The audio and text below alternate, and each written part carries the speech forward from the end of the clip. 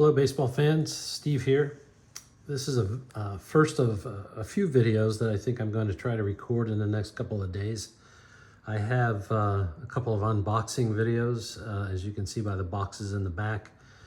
Those just arrived yesterday and today, so I'll be going through those contents. Today I'm going to talk about pitch-by-pitch baseball. It's a game that I originally created when I was a teenager, and me and my friends would just roll dice to our heart's content against a very simple chart or set of charts. And in our make-believe world, we had all these leagues and made-up baseball players and so on. If you've watched my videos, I picked this game back up a year or two ago, and I have more formalized it. And I continue as a side project to pick it up and make some additional enhancements to it, I guess. And I wanted to bring you up to date on what I've done lately. So with that, we're going to dive in. I'm going to put this in the description, but my earlier videos on this game can be found on these two links. They may or may not be useful. This video should stand alone. I do want to direct you to a video I did on 50-50 math, as I call it, which is kind of the construct of, for example, stratomatic and the vintage game long ball, and even some modern games use 50-50 math. And understanding how that works, I think, is important for understanding certain sims. So those links I'm providing for you there. I generally store essentially all these slide presentations for my videos on a Google Drive. And so if that interests you, you can email me and I can give you access to that drive. Any comments on this video or others are welcome and encouraged, actually. You can thumbs up if you like, you can thumbs down if you like, but if you're going to thumbs down, I wish you would do a comment as well, so we can all learn about your concern. And then you always have the option of subscribing, so you get updates when I post a video. So just a few bullet points before we get started. This is clearly a pitch-by-pitch game, which is not going to appeal probably to most of my viewers, and that's okay. I think this game is great for kids. I actually had a father email me a couple weeks ago asking for a copy of the original game so that he could play it with his kids. We went back and forth about how the game could be enhanced, but there is a lot of dice rolling. The way I've designed it now is that you don't have to do pitch by pitch. And it's still a pretty decent basic game even if you don't do pitch by pitch. And when we talk about the cards, I'll show you what I mean. Another big problem here is that in a pitch by pitch game like this, the plate appearance really lacks any context as the pitch count evolves. And I'm not sure, that may be avoidable, it may not. Another iteration of this game could change kind of who controls the plate appearance as the pitch count evolves. I have some thoughts on that. I thank Brian Hefferkamp for sharing his thoughts on that concept as well. Part of the challenge here is just how sophisticated or complex do I really want to make this, given that it is intended to be a very basic game, maybe arguably a gateway drug to more complex sims. As I said, this is a pure 50-50 engine, like pure. I have a spreadsheet. It's pretty extensive. I believe it provides cards that are accurate, if you will.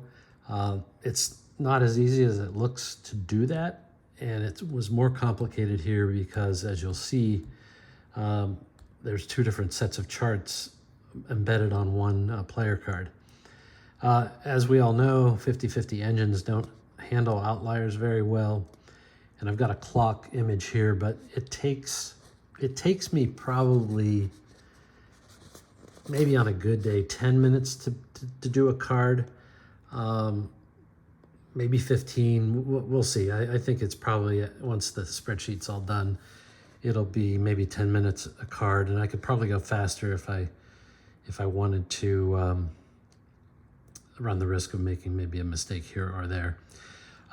As it relates to the first part of the sim where you roll to see if there's a ball or a strike, and therefore a walk or a strikeout, or the ball goes into play, there was no really formula to be able to come up with that.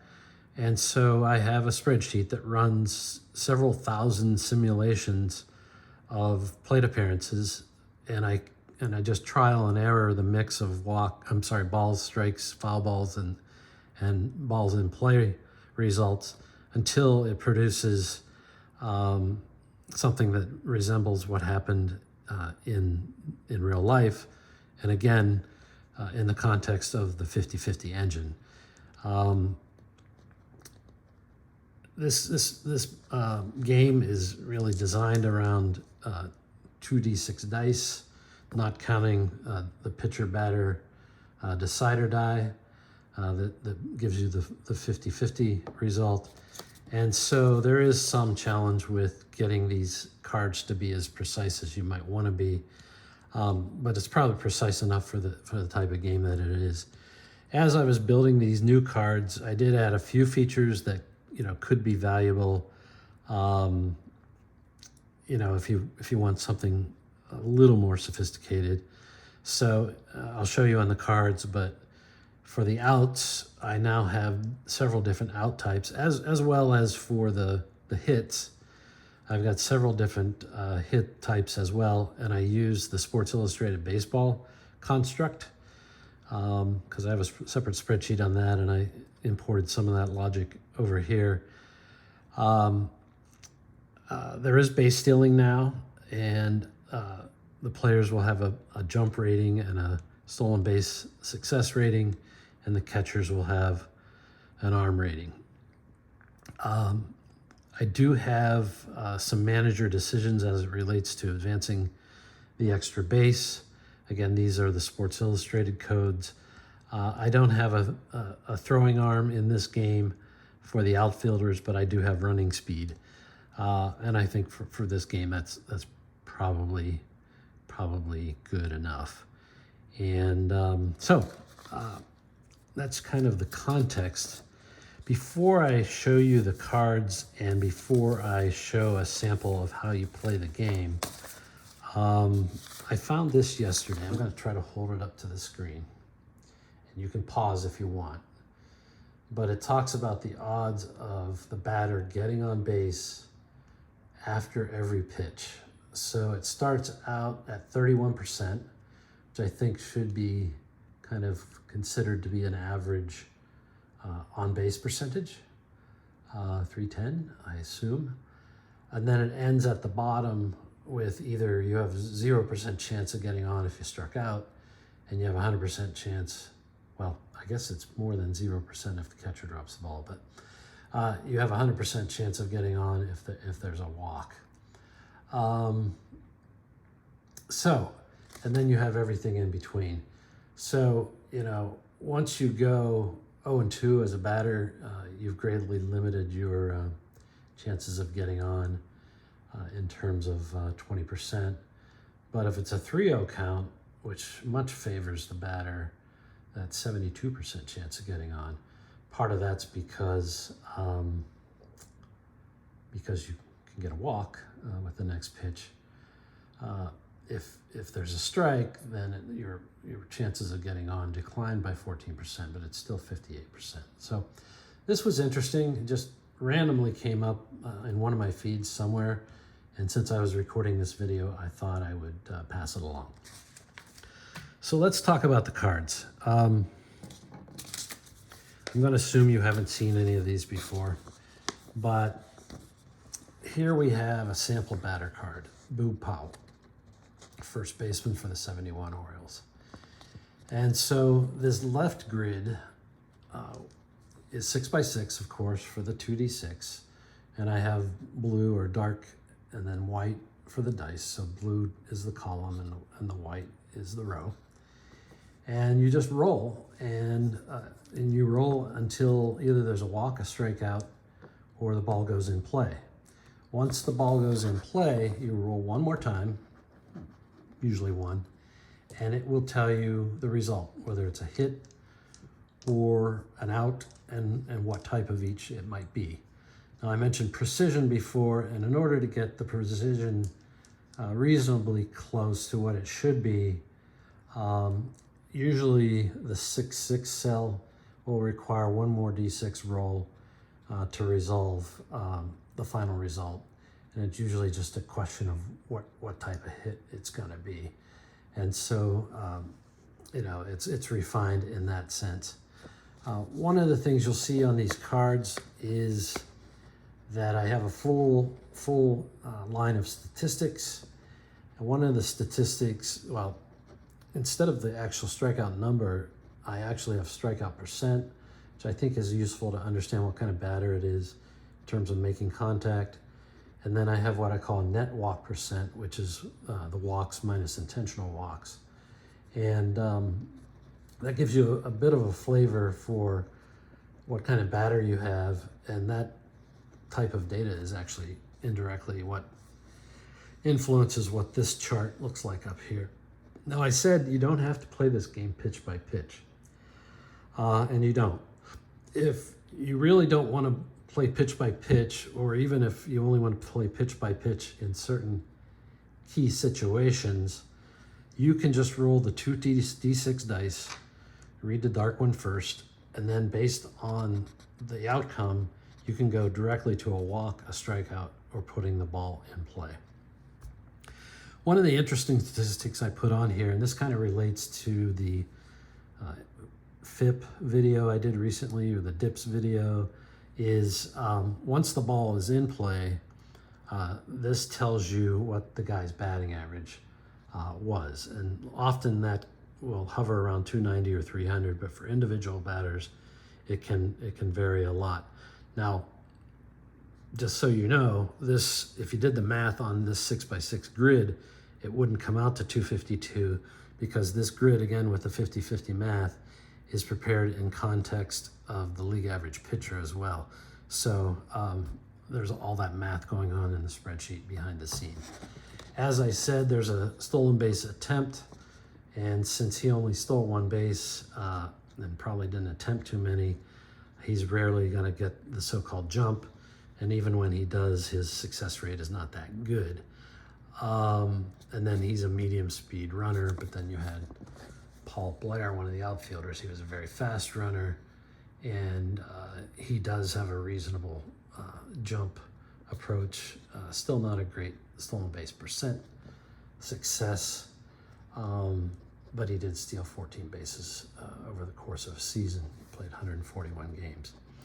So one of the things I did for legacy reasons when I designed these charts is I tried to make them as symmetrical as possible. And what do I mean by that? Well, that means like a 6-1 is a ball and a 1-6 is a ball.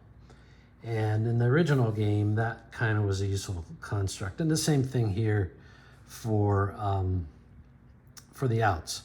So all these G star results, 5-1 and 1-5, 4-2 and 2-4, etc. And I thought that would make the charts easier to read.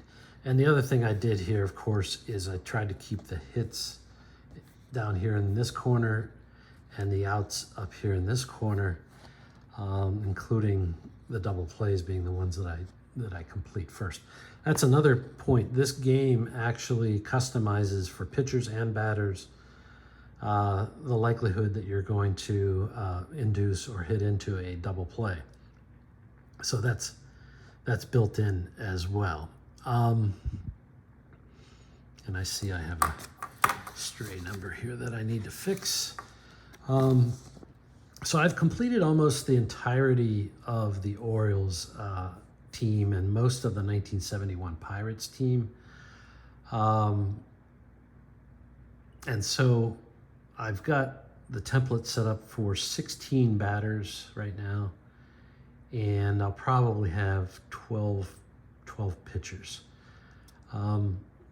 As it relates to what I was talking about with the symmetry, what I have moved to for at least the pitchers, and probably it's going to be everybody, is here's Doc Ellis, 1971.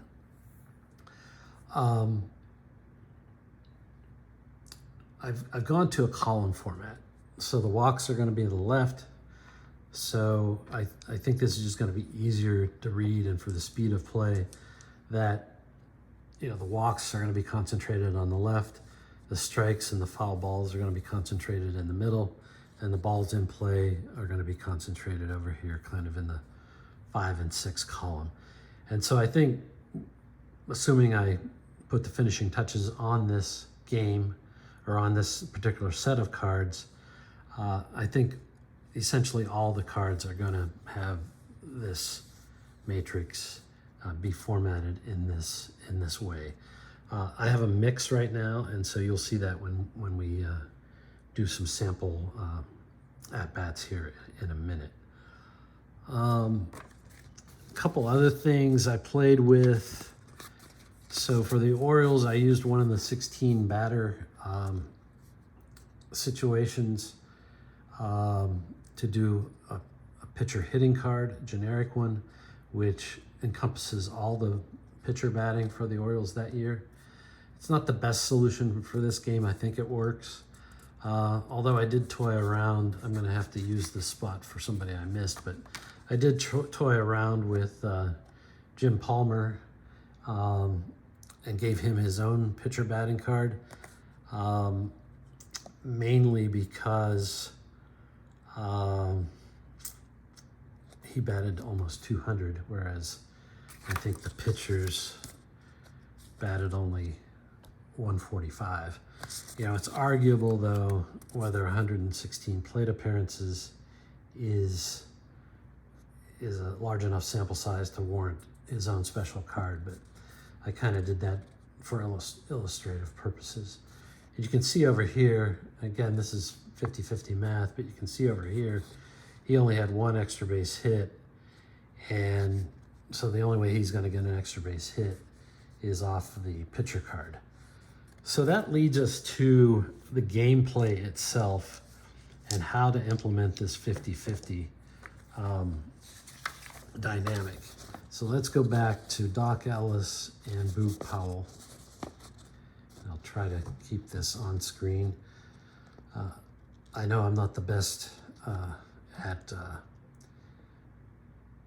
quality of the presentation here, but hopefully you focus on the content. Sorry. So I think you have a few choices here with the 50-50. This game is really designed to roll the 50-50 decider die once per plate appearance, with an exception I'm going to talk about here in a minute. So if at the beginning, on the first pitch, we roll this batter, then we're going to finish the at-bat on Boog Powell's chart. Now, I guess one exception to that could be is you keep it on Boog Powell's chart here until one of these three outcomes occurs. But once the ball's in play, you could roll all three dice again, and it could be 50-50 as to whether the result chart was pitcher or batter. I don't think that would make a big deal one way or another in the long run. The other choice, which I think would be a little cumbersome, is you roll all three dice with every pitch. So pitch 1 here would be 5-4 off the pitcher card. Pitch 2 would be 4-3 off the batter card. And so you would roll the decider die every pitch. It's your preference. I don't think in the broad scheme of life it changes the game all that much.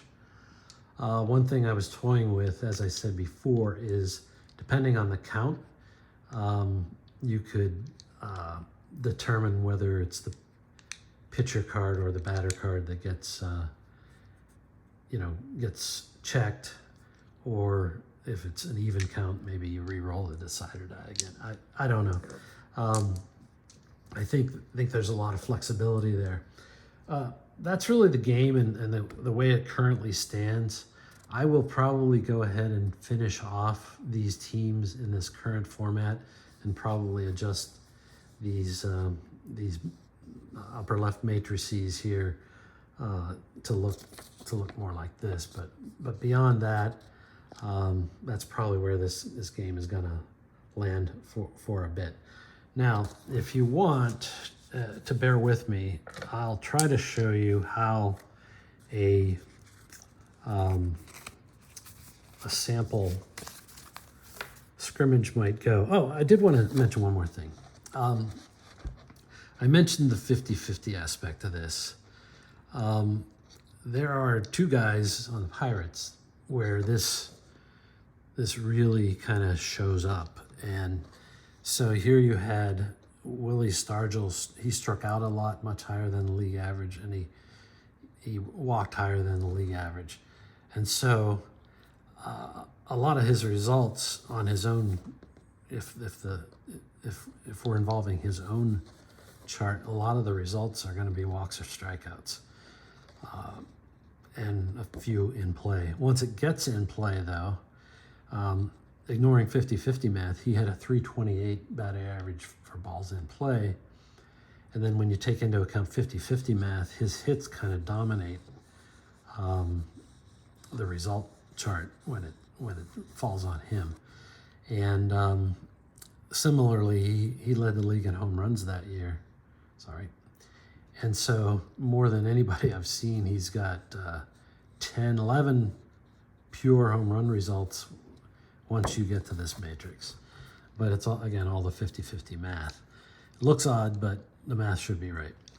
Then you have a classic example of a guy, Manny Sanguillen, who hardly ever walked and hardly ever struck out. And if you did the pure math, this whole matrix would be in play. In other words, as soon as the decider die came up batter, you would know it was in play and you would go right over here. For the moment, in these situations, I've put one ball and one strike, but it's really kind of pointless. And I did the same thing down here. I have one walk and one strikeout. But his strikeout percentage was only 6%. And if you take out the intentional walks, he really never walked. He only had a 1% net walk percent. I've never seen anybody that low. But he's kind of the poster child for this situation and for some of the challenges with the 50-50 math. Okay, so if you want, what we'll do, I will try to do this and just run a little scrimmage of Doc Ellis against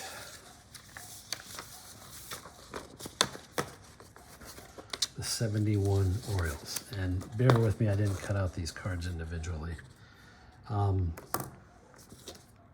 I'm going to try to make this work. So I'm going to roll all three dice, and we have pitcher 62. And so that's automatically the ball's going to go in play. I'm going to stick with my convention of not rolling the decider die again. So against Doc Ellis, we have a 53. And here we have a fly out that would be potential sacrifice fly. So Boog Powell flies out. Let's go to Paul Blair up in the upper left-hand corner here. So roll the dice. It's pitcher card again, 66. Balls in play. And let's just stick with my convention, and we're going to roll 13, which is a ground out. So Paul Blair grounds out. No defense or fielding really embedded in this game at this time. Mark Belanger, shortstop for the Orioles. Roll the dice. It's Pitcher again, 21, ball 1. Oops, I didn't need to roll the pitcher again, but 42 is a strike swinging. Sorry, you can't see that. 33 is a strike swinging, so 1 and 2, I believe. Or no, it's just a plain strike. 1 and 2. 16 is balls, 2 and 2. 13, ball, 3 and 2. 21, ball, 4, it's a walk. Now this is a test of whether I can talk and write and keep score at the same time and play the game. But anyway, so what we could do is check to see if Belanger might steal. His stolen base attempt rating is a 15. See there. And he got a 16, so he's not going to attempt, and we'll just assume that that's the case for the whole at bat. So here we're going to have Davey Johnson standing in, and we're going to roll all 3 dice, and it's pitcher again. That's the problem with a 50-50 game. So 25, ball 1. 32 is strike 1, so 1 and 1. 42, strike swing, 1 and 2. 55, the ball's in play. We're going to go against Doc Ellis's. 53 is another flyout. Okay, so that's 3 outs, and we'll go to Andy Etchebarren.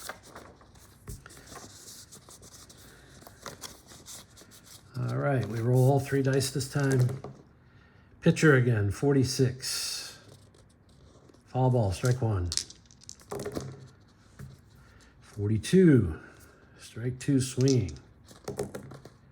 13, ball 1, 1 and 2. 46, foul ball, still 1 and 2. 44, foul ball again, still 1 and 2. 22, ball, 2 and 2. Another ball, 2 and 2. 3 and 2, I mean. 36, strike 3, swinging. So Andy Etchebarren goes down swinging. Okay. Next is Merv Rettenmund. We'll roll all 3 dice. It's the batter this time. So 23, ball 1. 52, foul ball, 1 and 1. 22, ball 2, 2 and 1. 42, ball 3, 3 and 1. 51, ball 4, another walk. Okay, Rettenmund, he walked 15% of the time, so a walk isn't completely out of the question. Now we've got Frank Robinson coming up. And maybe we'll just do the 2 Robinsons and stop, because you get the general idea here. I didn't bother cutting out these cards because I wasn't sure if I was done yet. But anyways, okay, here we go. All 3 dice. Pitcher, 51, ball 1. No, sorry, foul ball. 0 and 1 count. 65 on the pitchers. In play. 12 is a double play ball. Yep, 1, 2. So 6, 4, 3. Okay, so that's the end of that. Let's do one more with Brooks Robinson. You get the idea. Roll all 3 dice. Batter, 44. The ball's in play. We'll use the batter chart. 45. That's a single. And that's how the game works. As I said, you can shortcut it with the balls and strikes and just roll on here. But again, this is largely meant, I think, more as a kid's game. But, or you could think of it as maybe a little bit like the long ball game. Maybe. Anyways, that's it. Like I said, I'm probably just going to continue tweaking these cards, and then when I'm done with the Pirates and the Orioles, I will, I'll probably stop for a while. So eventually, if you have an interest, eventually I can send you the completed cards and you can try it out. But I wouldn't use this in lieu of probably a more sophisticated game if you're an experienced gamer. So thanks again for listening. I think that's enough for this video. Take care. Bye.